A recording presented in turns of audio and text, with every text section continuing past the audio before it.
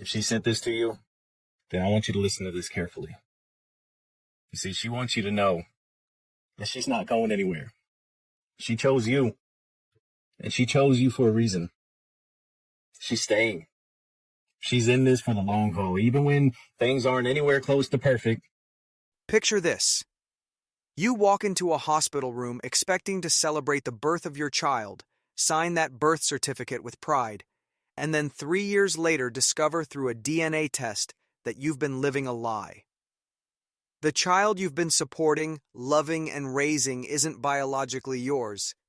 But here's the kicker. The courts don't care. You signed that paper, so you're still on the hook for 18 years of child support whether that kid shares your DNA or not. This isn't some rare Hollywood drama. This is happening to hundreds of thousands of men across America right now. And when we asked women about implementing mandatory DNA tests to prevent this nightmare, their responses were absolutely shocking. Let me paint you the real picture of what's happening in family courts across this country. But before that, would you be kind enough to like this video, comment, and subscribe? Thank you. Men are walking into paternity hearings confident they know the truth, only to have their entire world shattered when that envelope gets opened. Stick to your heart and be careful. You know what I mean? If I had somebody tell me about certain things that was going to happen in life, shit, I would have been grateful for that. So sometimes I forget about what's more important in life. You can always make some money, but you can't make a good person. We're talking about guys who've been paying child support for years, showing up to school plays, coaching Little League, completely invested in being a father, only to discover they were never the biological parent to begin with. But here's where it gets really twisted. Even when DNA evidence proves beyond any doubt that these men aren't the fathers, many states won't let them off the hook. Once you sign that birth certificate, you've essentially entered into a legal contract with the state saying you're responsible for that child's financial support. The courts treat it like any other contract. Your signature means you're bound to those terms regardless of whether you were deceived. Think about the psychological impact for a moment. These men don't just lose money. They lose their identity as fathers, their trust in relationships, and often their connection to children they genuinely loved. Meanwhile, the actual biological fathers remain completely unknown and unaccountable. It's a system that seems designed to punish honesty and reward deception. I found someone that made my very arrogant self look at myself in the mirror and say, maybe I don't have it figured out, because this doesn't work in a relationship. This works single because there's no one there to check you. Yep. Because you can just do it So my reactiveness, my perfectionism. So we decided to take this question directly to women. If mandatory DNA testing could solve this epidemic of paternity fraud, would they support it?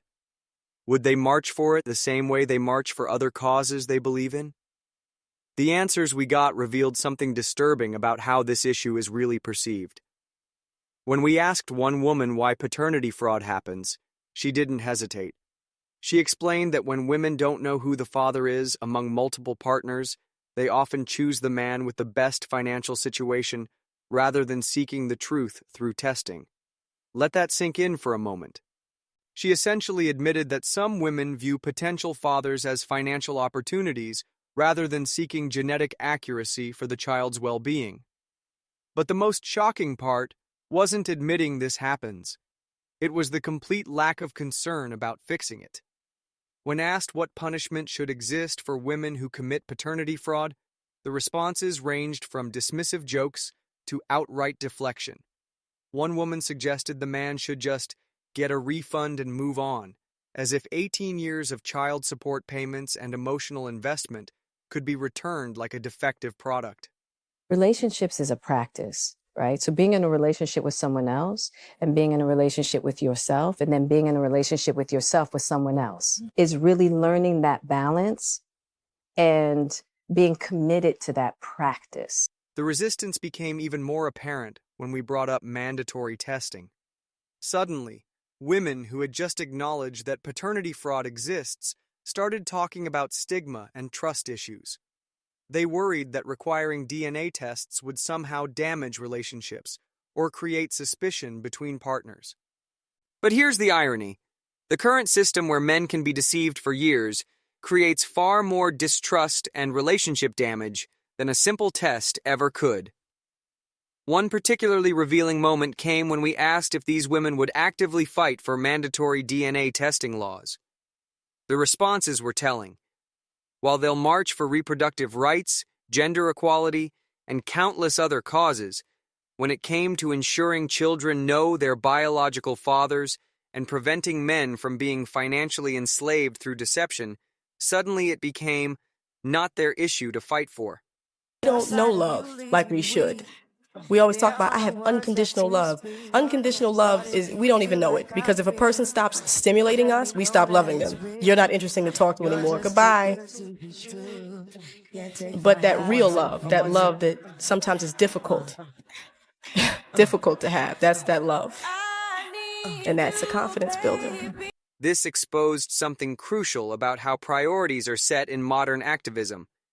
Issues that primarily affect men, even when they also impact children and families, simply don't generate the same level of advocacy.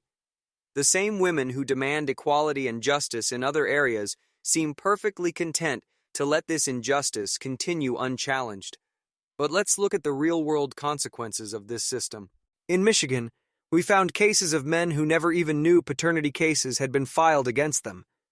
They were in prison, had moved, or simply never received proper notification, yet courts still assigned them as legal fathers.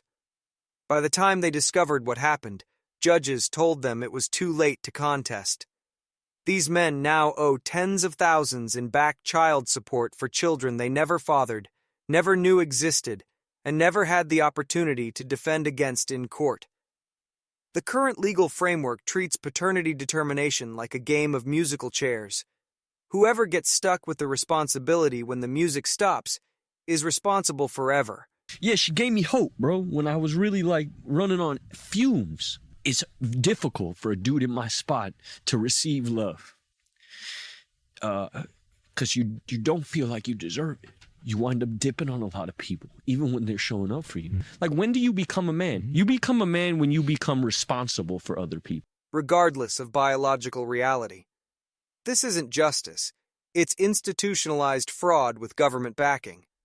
What makes this even more frustrating is how solvable the problem actually is. Mandatory DNA testing at birth would cost a fraction of what the current system wastes on court proceedings, investigations, and collection efforts. It would provide immediate certainty for everyone involved. Mothers would know definitively who the father is. Men would know whether they're biologically responsible, and children would have accurate medical and genetic histories from day one. Yet every attempt to pass mandatory DNA testing laws gets shot down, often with women's groups leading the opposition. They argue it creates distrust between partners, but what creates more distrust? A simple medical test or discovering years later that you've been living a lie? The resistance seems less about protecting relationships and more about protecting a system that currently benefits those who would abuse it. The statistics are staggering when you really dig into them. In contested paternity cases, up to 30% of men discover they're not the biological fathers. In some communities, the rates of paternity uncertainty are even higher. They're talking, but you don't really get a chance to hear what they're saying because you're trying to get your point across. They're trying to get their point across. By the end of the conversation, you've just been trying to fight your one point as a... We're not talking about rare incidents. This is a widespread problem affecting hundreds of thousands of families. What's particularly disturbing is how the burden of proof falls entirely on men to prove their innocence, rather than requiring proof of their guilt. In every other area of law, we operate on innocent until proven guilty. But in paternity cases, signing that birth certificate makes you guilty until you can prove otherwise. And even then, the courts might not care about your proof. The solution isn't complicated, but it requires political will that currently doesn't exist. Mandatory DNA testing at birth would eliminate virtually all paternity fraud overnight. It would protect men from deception, ensure children know their true biological heritage, and create a system based on scientific fact rather than assumptions and accusations. Until these laws change, men need to protect themselves. Never sign a birth certificate without confirmed DNA testing, regardless of pressure or emotional manipulation. Demand private testing within the first week after birth. If there's resistance to testing, that resistance itself should tell you everything you need to know about the situation. The current system is rigged against men, and the shocking truth is that many women are perfectly content to keep it that way. They'll fight for every other form of equality and justice. But when it comes to this particular injustice that primarily harms men, suddenly it becomes someone else's problem to solve. This isn't about creating distrust between partners. It's about creating a system based on truth rather than deception. Children deserve to know their biological heritage. Men deserve protection from fraud. And society deserves a legal framework that rewards honesty rather than punishing it. The question isn't whether we should implement mandatory DNA testing. It's why we haven't done it already.